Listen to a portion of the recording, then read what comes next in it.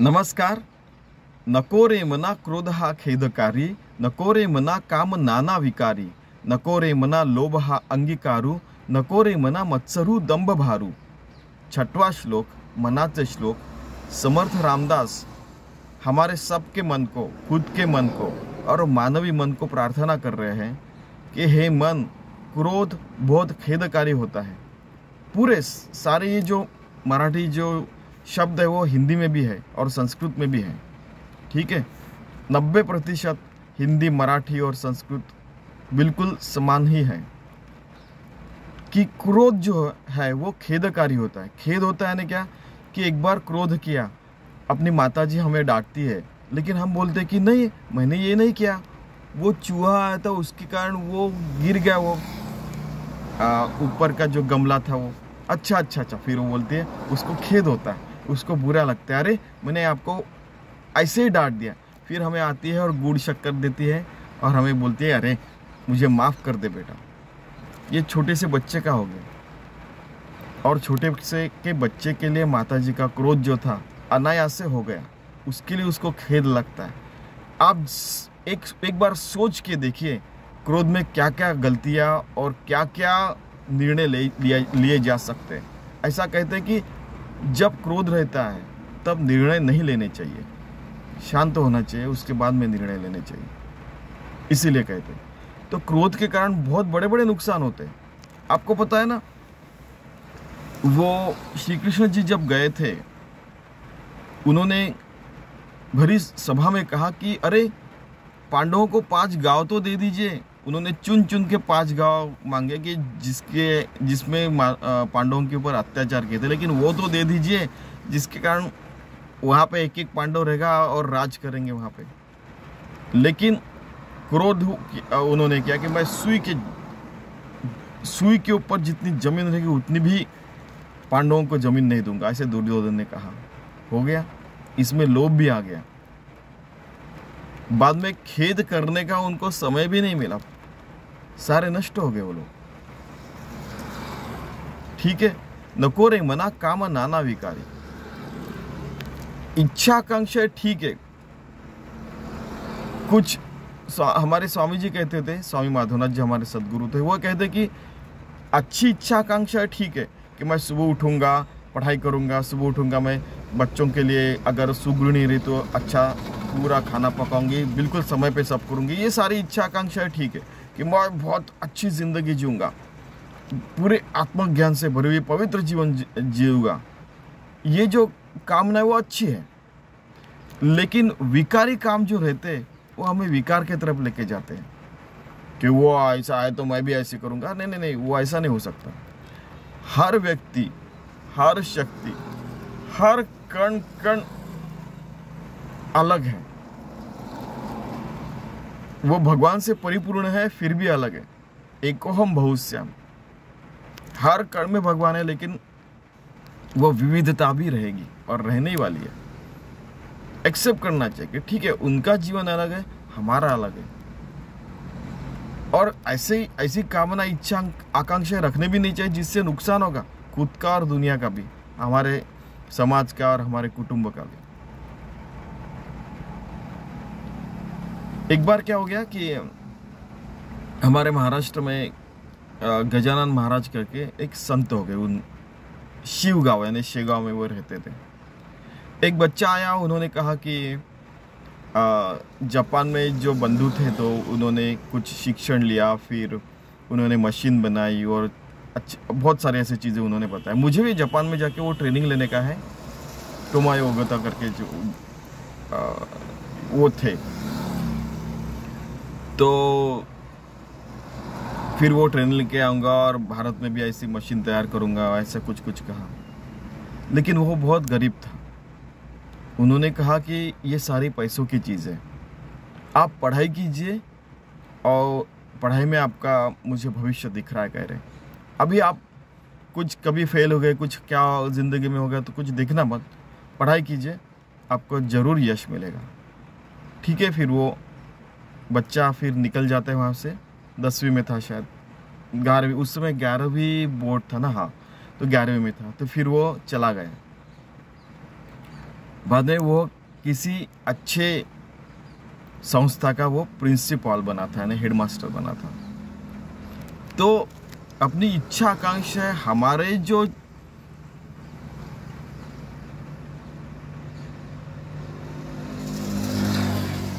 आवाज़ में आ सकती है वो होनी चाहिए, कि हमारी जो परिस्थिति है उसमें आनी चाहिए।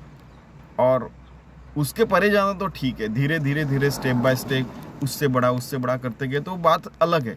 लेकिन अचानक जंप मारना वो ठीक नहीं है, कि मैं अभी यहाँ हूँ अचानक जाके मैं चांद पे जाके अभी खेलूंगा वगैरह वगैरह, नहीं। वो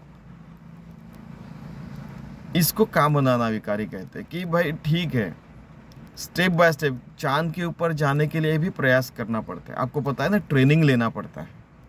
ठीक है, आगे बढ़ते। नकोरे मना लोभ हा अंगीकारो, ऐसा लोभ भी नहीं लेना चाहिए जिसके कारण सबका नुकसान हो।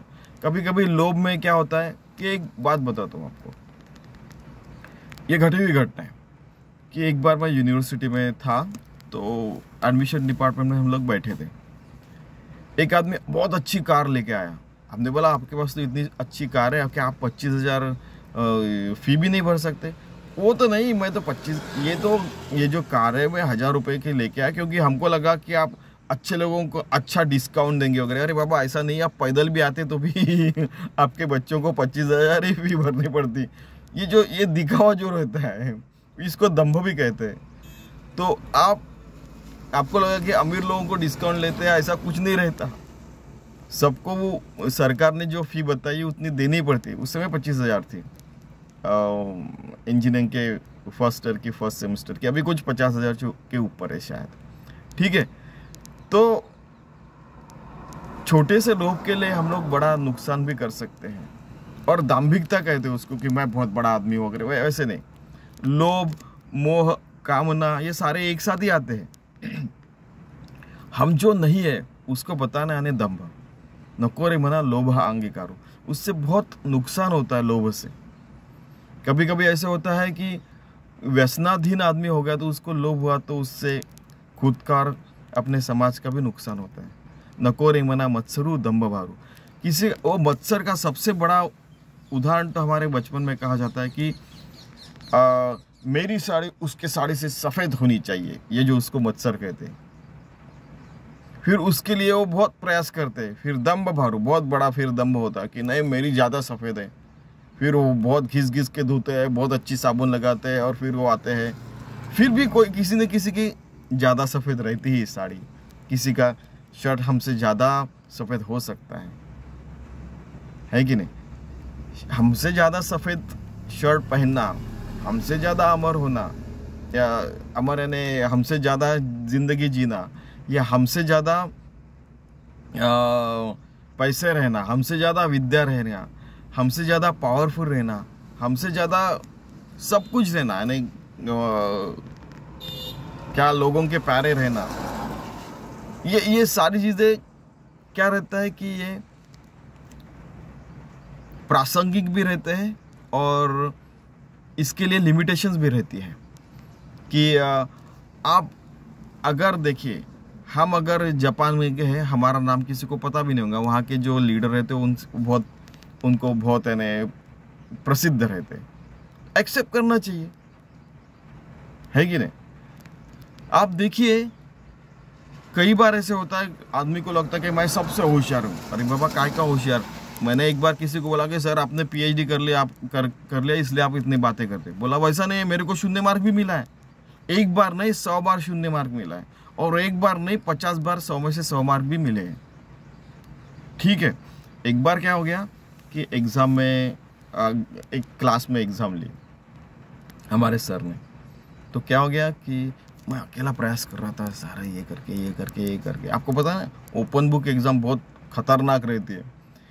यानी ओपन बुक यानी किताब खोल के, इंटरनेट खोल के, आप कुछ भी करके जो सवाल दिया उसका जवाब ढूंढे। तो बाकी के बच्चे वो इंटरनेट खोल के, किताब खोल के, एक दूसरे से बातें करके वो प्रॉब्लम सॉल्व करते, तो उनको 50 में से 50 मार्क मिले। मैंने सारी स्टेप्स लिखी और आखिर में कुछ थोड़ा सा गड़बड़ हो गया, तो मुझे 0 मार्क मिला। और सर बाहर में खड़े थे, वो चुपचाप आ गए, एक बार वो देख के गए, मुझे पता नहीं। तो क्या हो गया, उनको 50 में से 50, मेरे को 0 मार्क मिला। आशीष मेरे यानी ऐसे मजाक उड़ाने लगे, ऐसे ये तो चलते रहते हैं ना। सर बोले कि सबको 50 पैसे 50 तो मिले हैं, आशीष को 0 मार्क मिले, लेकिन एथिक्स में सच बोलने में आशीष को 100 में से 100 मार्क और आप सबको 0 मार्क। मैंने बोला ये कैसे, आप तो बाहर थे, आपको कैसे पता? बोले एक बार मैं देख के गया था, आप अकेले खुद प्रयास कर रहे थे, एक दूसरे को बातें करके, किताब देख के, इधर देख के, इंटरनेट देख के आप बातें कर रहे थे। समझ में आया ना कि ये मेरे साथ हुआ। लेकिन कोई ऐसा भी होगा जो मेरे से ज़्यादा सच बोलने हो सकता है, मेरे से ज़्यादा उसको 0 मार्क और 100 मार्क मिले होंगे, हो सकता है कि नहीं?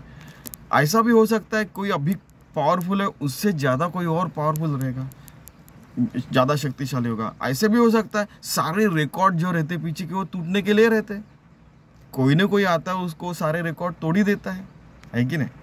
तो इसलिए दम्भ बहुत बेकार रहता है कि मैं सबसे पावरफुल, मैं सबसे अमीर, मैं सबसे ज़्यादा बुद्धिमान। एक बार क्या कैलकुलेशन कर रहे थे सब लोग, ट्रर करके मैंने 1 माइक्रोसेकंड में बता दिया। बाद में क्या हो गया कि एक बार आप बहुत फास्ट करते, बाद में कोई आया उसने मेरे से फास्ट करके बताया, सर इतना आंसर है, मैं सर ये इतना आंसर है बोलने से पहले उसने बोल दिया। होता है ऐसे।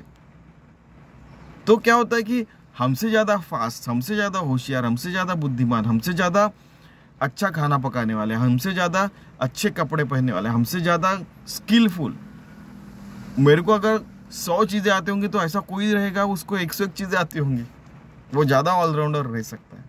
हो सकता है, क्यों नहीं हो सकता? एक्सेप्ट करने का।